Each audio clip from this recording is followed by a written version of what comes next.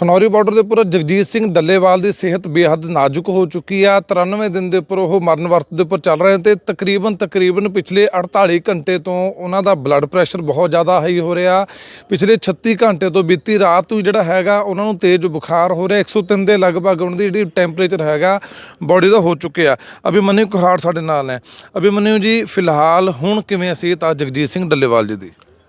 देखो, कल सुबह से लगभग 8-9 बजे से जब उनके अमर अनशन का 92वां दिन था, कल आज 93वां दिन है, तो उनका ब्लड प्रेशर सुबह बहुत ज़्यादा बढ़ गया और 176/107 हमने उसको चेक किया, मॉनिटर किया, उससे भी ज़्यादा गया उनका ब्लड प्रेशर, जो बहुत ही ज़्यादा एबनॉर्मल है।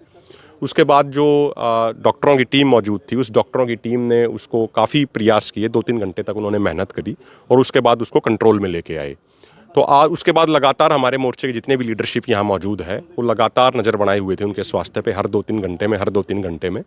आज सुबह 5 बजे हमें ये सूचना मिली, जो साथी जो वॉलंटियर उनके पास रहते हैं 24 घंटे, कि उनको बहुत तेज़ बुखार हो गया है। तो वो उनको काँप भी रहे थे और उनका बुखार जब हमने चेक किया वो 103.6 से भी ज़्यादा उनका बुखार था।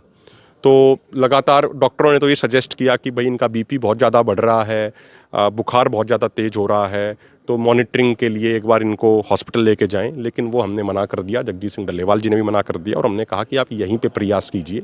तो जो भी वॉलंटियर्स हैं, जो डॉक्टरों की टीम है, वो लगातार गीले पानी से उनको कपड़े माथे पे रख रहे हैं, पैरों पे रख रहे हैं और उनके बुखार को कंट्रोल करने का लगातार प्रयास किया जा रहा है। दोपहर तक स्थिति कुछ हद तक कंट्रोल में आ गई थी। अजय भी बुखार है उन्होंने? देखिए, अभी हमारी एमरजेंसी मीटिंग चल रही थी। एमरजेंसी मीटिंग जब शुरू हुई 1:30-2 बजे के आसपास, उस समय जब चेक किया गया उस समय 102 का बुखार था।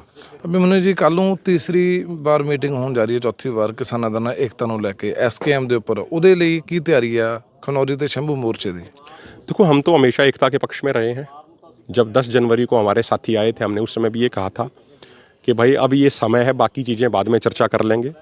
अब ये समय है इस आंदोलन को और भी ज़्यादा व्यापक करने का, और भी ज़्यादा मजबूत करने का, और साथी सड़क पे उतर के इस आंदोलन को और भी ज़्यादा जनव्यापक बनाने में सहयोग दें।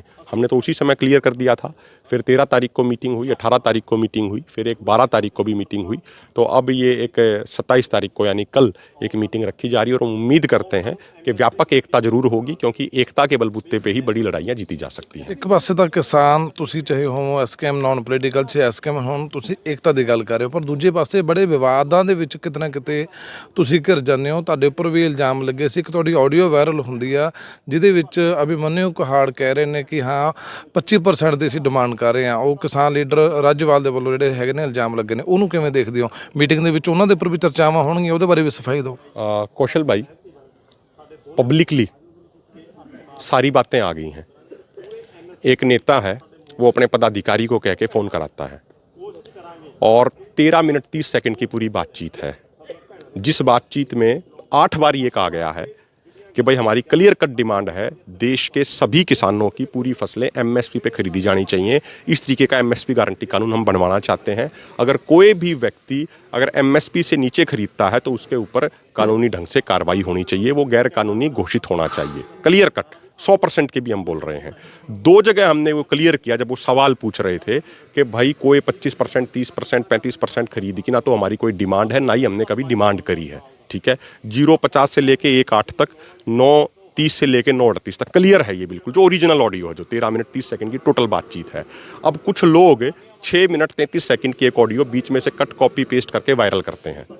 ये काम राजनीतिक पार्टियों के कार्यकर्ता करते थे। अब इस तरीके के काम कुछ ऐसे लोग करने लग गए जो कहते तो अपने आप को सामाजिक व्यक्ति हैं, अपने आप को कहते हैं किसान नेता हैं, लेकिन समय समय पे राजनीति में भी हाथ अजमाते रहते हैं। तो ये क्या चीज़ शोभा देती है कि इस तरीके से कट कॉपी पेस्ट करके इस तरीके से पेश करने को? हमारी डिमांड बिल्कुल स्पष्ट है, हमारी डिमांड बिल्कुल क्लियर है। देश के सभी किसानों की 23 की 23 फसलों की पूर्ण खरीद MSP के ऊपर होनी चाहिए। कोई भी व्यक्ति अगर किसी किसान का एक दाना भी अगर MSP से नीचे खरीदता है तो MSP से नीचे खरीदने वाले के ऊपर कार्रवाई होनी चाहिए। क्लियर है ये। अब जो वो ऑडियो वायरल करी जा रही है, जब हमारी उसकी टेक्निकल टीम ने उसको मॉनिटर किया, जहाँ पे हमने 9 ओरिजिनल ऑडियो में 9:30 से 9:38 तक क्लियर कट बोला कि भाई आपको कोई कन्फ्यूजन ना हो जाए, हमने कोई 25%, 30%, 35% की कोई मांग नहीं करी। और जब दूसरी जगह वही चीज़ उस वायरल ऑडियो में सुनते हैं जो तथाकथित वायरल करी गई कुछ लोगों द्वारा, वहाँ डिस्टर्बेंस आ रही है उसमें। वो डिस्टर्बेंस पैदा क्यों करी गई, वो महज संयोग है या षड्यंत्र है। वो 13 मिनट 30 सेकंड की ऑडियो भी हमने पूरी दी है, ठीक है। सवाल ये उठता है कि ये संयोग है या षड्यंत्र है। और एक और महत्वपूर्ण बात समझने की ये है, जो लोग WTO के हिमायती रहे हैं, जो लोग WTO के पक्ष में लिखते रहे हैं, वो लोग कभी नहीं चाहेंगे MSP गारंटी कानून बने, क्योंकि WTO भी नहीं चाहता MSP गारंटी कानून बने। WTO, सुनिए बात, WTO MSP के खिलाफ है। जो लोग व्यापार करते हैं खेती से जुड़ा हुआ, जिनके व्यापार हैं, जो यूपी से बिहार से सस्ते रेट में लाते हैं और यहाँ पे पूरे रेट में बेच के मोटा मुनाफा कमाते हैं, वो भी नहीं चाहेंगे कि MSP गारंटी कानून बने। तो उनको मैं एक ये बात कहना चाहूंगा, क्लियर कट एक मैं बात कहना चाहूंगा, उनसे निवेदन करना चाहूंगा, यार ये राजनीतिक पार्टी के कार्यकर्ताओं की तरह इतना नीचे मत जाओ कि कट कॉपी पेस्ट करना पड़े। अब जब वो 13 मिनट 30 सेकंड की पूरी आ गई, पूरे देश के सामने आ गई, पूरी जनता के सामने आ गई, उनसे जवाब देते नहीं बन रहा है। ਪਰ ਇੱਕ ਪਾਸੇ ਜਦੋਂ ਤੁਹਾਡੀ ਪਹਿਲੀ ਮੀਟਿੰਗ ਹੁੰਦੀ ਹੈ 13 ਤਰੀਕ ਨੂੰ, ਉਦੋਂ ਸਭ ਤੋਂ ਪਹਿਲੀ ਗੱਲ ਰੱਖੀ ਜਾਂਦੀ ਹੈ ਕਿ ਹੁਣ ਤੋਂ ਬਾਅਦ ਆਪਾਂ ਇੱਕ ਦੂਜੇ ਦੇ ਉੱਪਰ ਗਲਤ ਟਿੱਪਣੀਆਂ ਨਹੀਂ ਕਰਨੀਆਂ। ਉਹ ਟਿੱਪਣੀਆਂ ਤੋਂ ਜ਼ਿਆਦਾ नहीं हो गया सी कुछ है। और कौशल भाई, बहुत बढ़िया आपने सवाल किया है। 13 तारीख को जब हमारी बैठक होती है, 13 जनवरी को यहाँ पातड़ा में गुरुद्वारे में गुरु घर में बैठक होती है, तो ये तय किया गया कि भाई कोई भी एक दूसरे के ऊपर टोका टिप्पणी नहीं करेगा। हम तो पहले भी नहीं कर रहे थे, उनकी तरफ से ही टोका टिप्पणी आती थी, लेकिन फिर भी तय किया गया ठीक है भाई 13 तारीख के बाद अब कोई नहीं करेगा। लेकिन उसके बावजूद टोका टिप्पणी किसने करी, गलत तथ्यों के आधार पर किसने टोका टिप्पणी करी? ਕੱਲ ਨੂੰ ਇਸ ਦੇ ਉੱਪਰ ਚਰਚਾ ਹੋਗੀ ਮੀਟਿੰਗ ਦੇ ਵਿੱਚ ਤੁਹਾਡੇ जो लोग मीटिंग में मौजूद नहीं, वो लोग दावे कर रहे हैं कि ये हो गया वो हो गया। और सबसे महत्वपूर्ण बात, जिस नेता ने अपने पदाधिकारी को कहा कि फोन करके पता कीजिए, वो नेता कौन है? जो ये आंदोलन शुरू होने से पहले ये कहते थे काले पे धोले से लिखवा लो, MSP गारंटी कानून नहीं बनेगा, नहीं बनेगा, नहीं बनेगा, चाहे काले पे धोले से लिखवा दो। और एक चीज मैं और भी बताऊं आपको, कुछ तो नेता ऐसे भी हैं, जब जगजीत सिंह डल्लेवाल जी का 26 नवंबर से आमरण अनशन शुरू हो गया, उसके बाद यहाँ एक दिन आते हैं और आके मिलते हैं, और मिलके पता क्या सुझाव देते हैं हमें? कुछ नेता हमें ये सुझाव देते हैं कि भाई सरकार बहुत मजबूत है, सरकार नहीं मानेगी, पुलिस को आ जाने दो, पुलिस को उठा के ले जाने दो, आप तो दूर से सिर्फ जिंदाबाद मुर्दाबाद, जिंदाबाद मुर्दाबाद, जिंदाबाद मुर्दाबाद के नारे लगाते रहना। तो एकता की गल है कि ऐसी ये किसने कहा? मुझे लगता है कि जब ये पूरा पब्लिक होगा तो उस व्यक्ति के अंदर इतनी नैतिकता होनी चाहिए कि किसने कहा, कृपा करके वो क्लियर अपना नाम खुद तो सामने ले आए। एकता ਦੀ ਮੀਟਿੰਗ ਦੇ ਵਿੱਚ ਕੱਲ ਨੂੰ ਇਹ ਗੱਲਾਂ ਰੱਖੀਆਂ ਜਾਣਗੀਆਂ ਤੁਹਾਡੇ ਵੱਲੋਂ, ਕਿਉਂਕਿ ਮੁੱਦੇ ਵੱਡੇ ਨੇ, ਜਿਸ ਤਰੀਕੇ ਨਾਲ ਤੁਸੀਂ ਤੁਹਾਡੇ ਉੱਪਰ ਇਲਜ਼ਾਮ ਲੱਗੇ ਨੇ ਤੇ ਤੁਸੀਂ ਸਫਾਈ ਦੇ ਰਹੇ ਹੋ। नहीं, सफाई नहीं, हमने तो क्लियर सच्चाई ला दी। सफाई तो ये होता है ना कि भाई कोई बात कह दी गई और उस पर हम जवाब दे रहे हैं, हमने तो फैक्ट ला दिए। आप तक भी आ गई होगी 13 मिनट 30 सेकंड की, आपने भी सुन ली होगी पूरी। ਅਸੀਂ ਚਲਾਈ ਵੀ ਆ, ਤਾਂ ਇਹ ਫੈਕਟ ਤੁਸੀਂ ਕੱਲ ਨੂੰ ਮੀਟਿੰਗ ਦੇ ਵਿੱਚ ਰੱਖੋਗੇ?